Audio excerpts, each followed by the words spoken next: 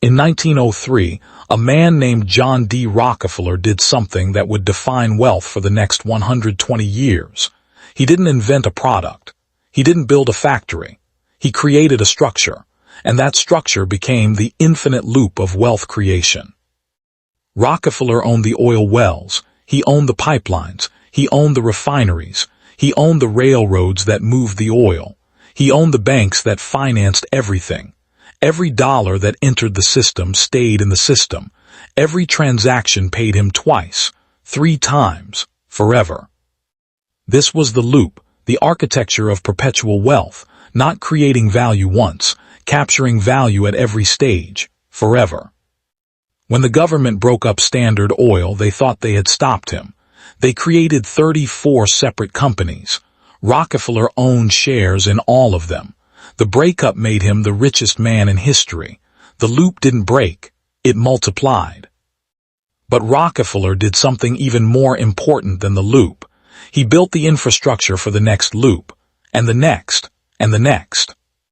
The Rockefeller Foundation didn't just give away money.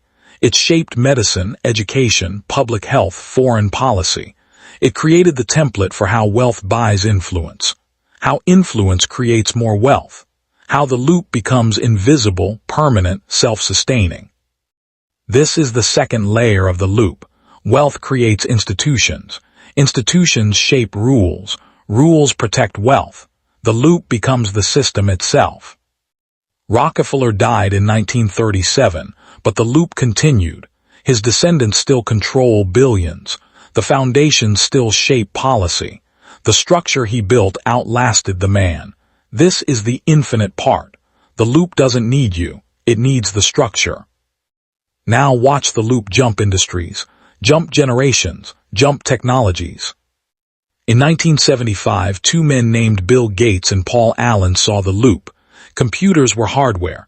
Hardware was competitive. Margins were thin.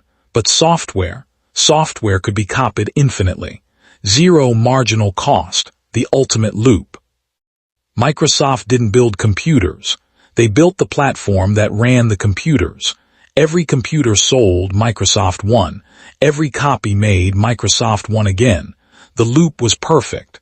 The hardware makers fought for scraps. Microsoft collected the rent.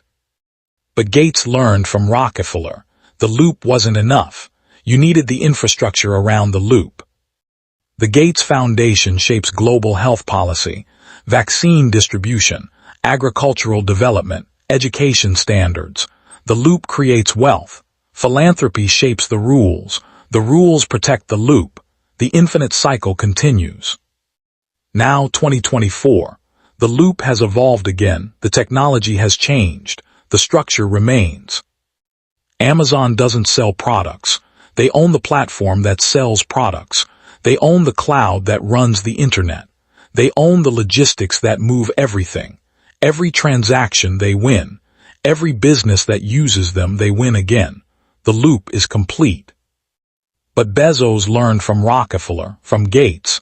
The loop needs infrastructure. The infrastructure needs shaping.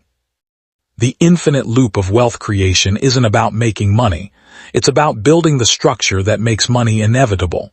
The platform, the standard, the infrastructure, the rules. The craftsman builds a product. The entrepreneur builds a business. The empire builder builds the loop.